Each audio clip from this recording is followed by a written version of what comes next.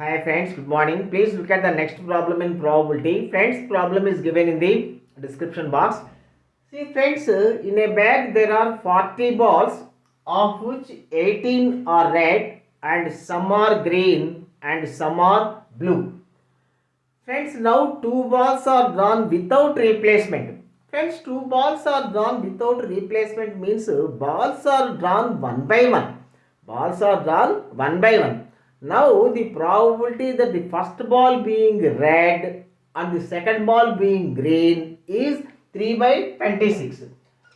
So the first ball being red. So what is the probability that the first ball being red? Red balls are 18, total balls are 40. This is the probability that the first ball being red. Friends, now the ball is not replaced. So the total number of balls now is 39. Second ball being green. So how many green balls are there? X. So 13 twos, 13 threes, 2 ones, 2 20s, 18x. 18x is equal to 29's 180. X is equal to 10.